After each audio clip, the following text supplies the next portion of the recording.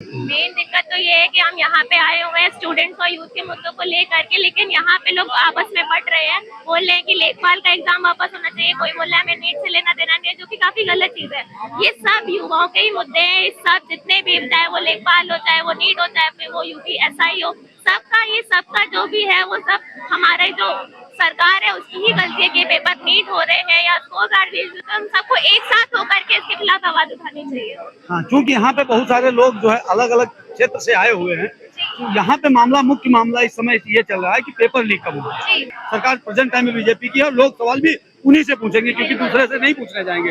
जब से सरकार बनी है बीजेपी की, कम से कम 90 बार से ज्यादा जो है पेपर लीक हो चुके हैं, है ना, जिसके समर्थन में कहीं ना कहीं देखा जाए बहुत सारे ऐसे लोग कह रहे हैं कि हम कांग्रेस जनता पार्टी का समर्थन नहीं करते, कोई कह रहा है हम उनका समर्थन नहीं करते, लेकिन पेपर लीक के मामले को जो धरना प्रदर्शन चल रहा है उसको जो सपोर्ट करने आएगा उसका तो समर्थन करना पड़ेगा, क्योंकि वो आपके समर्थन में आए। बिल्कुल, अगर लेखपाल वाले बोल रहे हैं कि हम नीट वालों के समर्थन में नहीं है क्योंकि यहाँ पे नीट वाले नहीं आए, वो काफी गलत बात है। हम सब स्टूडेंट्स हैं और हम सबको यूनाइट होना पड़ेगा, तभी जाकर के इस चीज का कुछ हल निकलेगा। समस्या यहाँ पर ये है कि जो स्टूडेंट प्रोटेस्ट चल रहा है वो स्टूडेंट का है ही नहीं, वो प्रोटेस्ट कुछ लोगों ने अपना अपना बट के बना दिया है। अलग अलग नौकरी नहीं मिल रही जी, हमें भी नौकरी नहीं मिल रही, हमें नौकरी दे दो हम कल घर चले जाएंगे।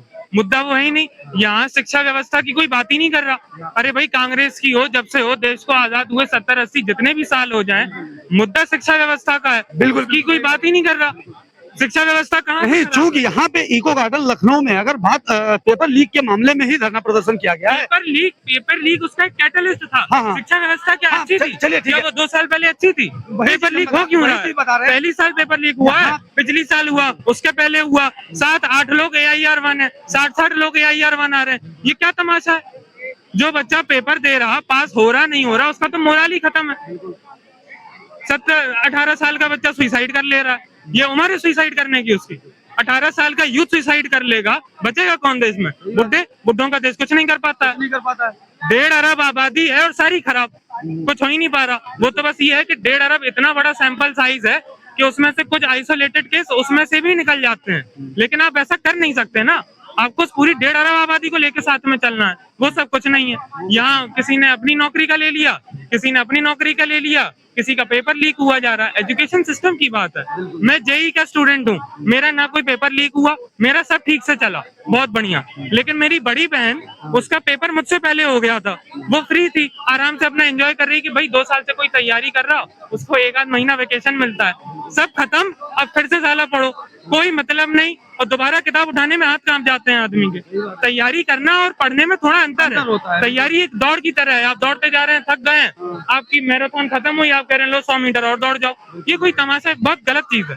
छोटी बहन है, 9th क्लास में है, उसकी किताबें ही नहीं छप रही हैं, जो सिलेबस नया है उसका कोई अता पता नहीं। इतिहास की किताब में से फ्रांस की क्रांति और नाजी जर्मनी सब हटा दिया गया। ये कोई तरीका नहीं है ना, आप उनको वंचित कर दे रहे हैं, आप उनको पढ़ा ही नहीं रहे इतिहास। जो आधुनिक इतिहास उनको दूसरे विश्व युद्ध के समय का पढ़ाया जाना था, वो पढ़ा नहीं रहे। आप क्या पढ़ा रहे हो पता नहीं, भगवान जाने, किताब ही नहीं छपी, हमने तो जी देखा ही नहीं क्या छपा। अभी आप लोग जो है इस धरने को कब तक लगातार कंटिन्यू जारी रखेंगे? मुझे तो मेरा तो पहली बार मैं किसी प्रोटेस्ट में आया हूँ अभी, और मुझे यहाँ पे हालत बहुत बुरी दिख रही है, मतलब बहुत दुखद है ये।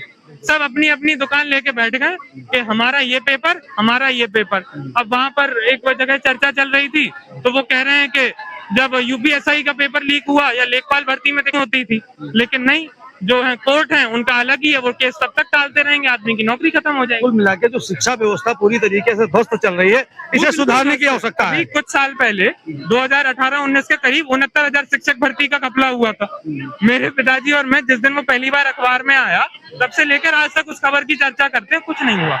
लड़के यहाँ घसीट रहे हैं आके बैग लगा के जमीन पे, और सरकार का कोई मतलब ही नहीं, वो तो अपने एरोगेंस में जी रहे हैं। और बस कुछ होगा तो जी हमने ये पुल बना दिया, यहाँ हमने धार्मिक दंगे करा दिए, हो गया खत्म। किसने 4 बसें जल गई, बात ही खत्म हो गई। वही चीज है, इस समय धर्मेंद्र प्रधान जी का इस्तीफा मांगा चल ही रहा है, कब उस पर रोक लग गई? और तब कांग्रेस की थी, आज बीजेपी की, मुद्दा है ही नहीं, ये सवाल ही नहीं उठाने दे रहे किसी को। सिस्टम पूरी तरीके से जो शिक्षा विभाग है चरमरा चुका है, और वो चरमराया हुआ है, वही चल रहा है, उसी ढर्रे पे चलेगा तो उसी को लेकर आप लोगों को लगातार ये जो है आज से जारी हुआ है, कहीं ना कहीं देखा जाए लगातार ये जो आवाजें उठ रही हैं, हो सकता है इससे कुछ बदलाव आ जाए।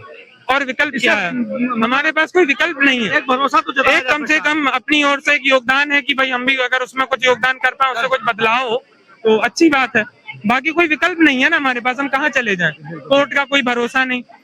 वो जो है एक बच्चा अगर कह रहा है कि पेपर लीक हुआ, उसको आप पाकिस्तानी बता दे रहे हैं। आप युवा को पाकिस्तानी कह दोगे, कल वो भी खालिस्तान जैसा कुछ नया जुमला लेके खड़ा हो जाएगा और फिर आप उसको गोली मार देना। यही तो होता आ रहा। चलिए, बहुत अच्छा लगा भैया आपसे बात करके।